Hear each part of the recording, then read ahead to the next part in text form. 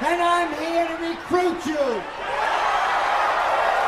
I want to recruit you for the fight to preserve your democracy.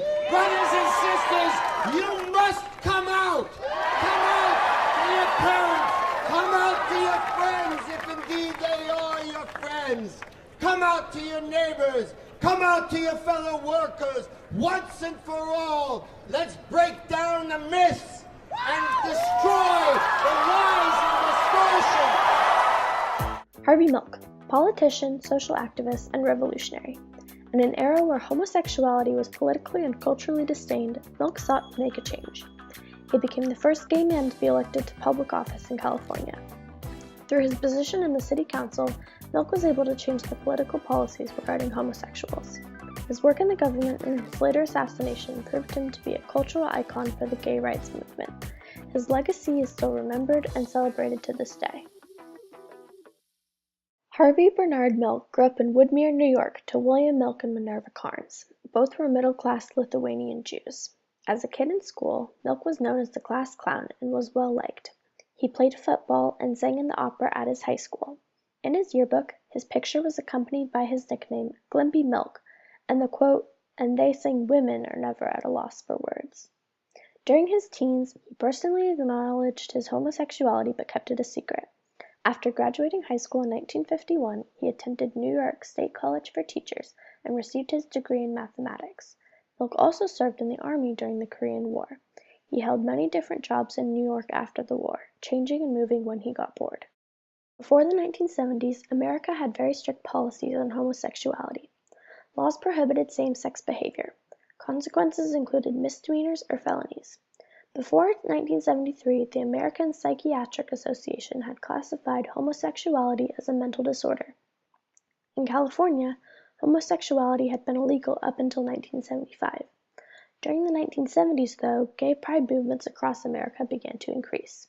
The Stonewall riots in 1970 were a major part of this growing movement. In Greenwich Village, New York, a police raid on the Stonewall Inn, where many gay and transgender people were attending and performing, ended in 3 days of violent rioting.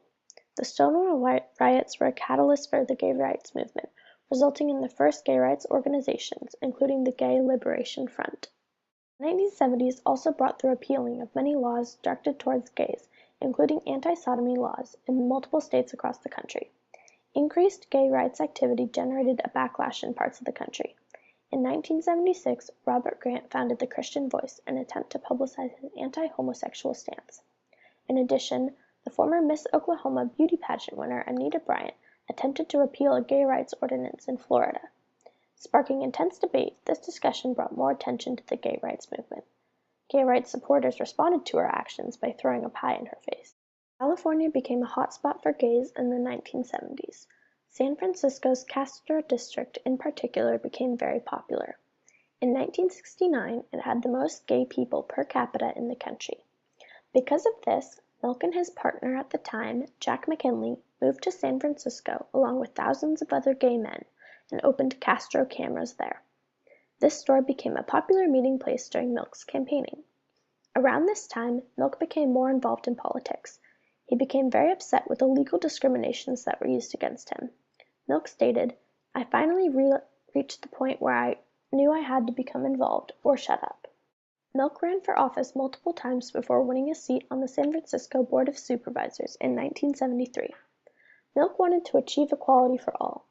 His later supporters included straight families, senior citizens, and the working class. Milk led marches, hosted speeches, and participated in neighborhood events in order to achieve his goals. Milk brought together the gay community and the minorities of San Francisco. He believed that in order to achieve equality for gays, someone had to take public office in order to make a social and political change.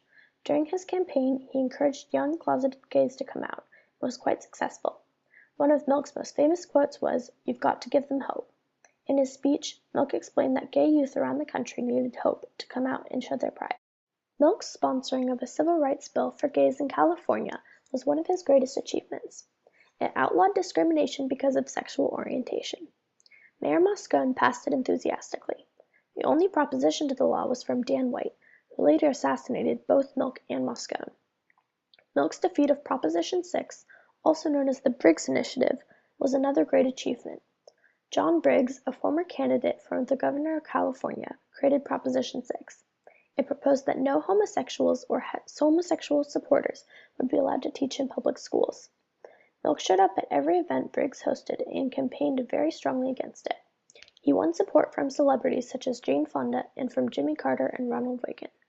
It was defeated on November 7, 1978 by over 1 million votes. Another major accomplishment of Milk's was the passing of a bill that required pet owners to pick up after their dogs. Milk and his campaign team were able to publicize it momentously, managing to get him and the bill onto national news. This was significant because it demonstrated his remarkable political and social skills. It also showed his will to improve the everyday lives of the residents of San Francisco. About this bill, Milk commented, "All over the country they're reading about me, and the story doesn't center on me being gay. It's just about a gay person who is doing his job." This was important because it showed that his actions were taking more prominence than his sexual orientation. Therefore, he was making cultural progress. After 11 months in office, Milk was assassinated. On November 27, 1978, Dan White shot Harvey Milk and Mayor George Moscone. A few weeks prior, White had resigned from his job as a city supervisor. After changing his mind, he asked Mayor Moscone for his job back. Moscone initially agreed, but after discussing with other members, didn't offer White the job. White entered City Hall on November 27th and shot both Milk and Moscone. An hour after he murdered them, White submitted himself to the police. During his trial, the defendant said that White's mental deterioration had shown because he had binge-ate junk food the night before and was usually a healthy eater. This trial was dubbed the Twinkie defense. White was charged with voluntary manslaughter and sentenced to 7 years in prison. After good behavior in jail, he was released after 5 years. White committed suicide a year and a half after he was released from prison. After news of Milk's and Moscone's assassinations were released, a mob of 3,000 rioted outside of City Hall, throwing rocks and chanting, "Avenge Harvey Milk." Milk's friends tried to stop the crowd, but the rioters continued to protest, lighting police cars and other objects on fire. The White Night riots lasted for a few hours, with police holding ground but not retaliating. Later that night, police officers entered a gay bar in the Castro district and beat customers at random. They were soon called off. More than 166 people were hospitalized because of the rioting. Milk's death left an incredible impact on San Francisco, the gay community, and the gay rights movement in its entirety. Harvey Milk defied odds by being one of the first gay men elected to office. He had been told that he would never make it. He received death threats and major setbacks, but all throughout his career he pushed through them. When writing down who would succeed him in office if necessary, Milk added, "If a bullet should enter my brain, let that bullet destroy every closet door." Milk led the way for other gay politicians and proved that change for gay rights could be achieved in government. Milk's legacy made a cultural impact that lives on today. Soon after his death, the city of San Francisco honored him by naming multiple landmarks after him. Harvey Milk Day is celebrated globally each year on his birthday, May 22nd, with parades and speeches honoring his legacy. In 2009, Milk's nephew, Stuart Milk, accepted the Medal of Freedom from President Barack Obama in honor of Harvey Milk. In May 2014, the U.S. Postal Service dedicated a postage stamp to Milk. Harvey Milk lives on today as a martyr and symbol for the gay rights movement. Milk encouraged gays to stand up for their rights and be proud of whom they were. Milk believed in a political and cultural change for homosexuals. He not only gave them hope, but inspired a movement of gay rights that is still remembered today.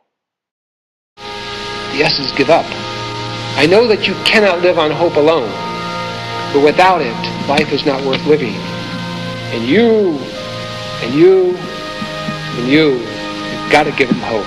Thank you very much.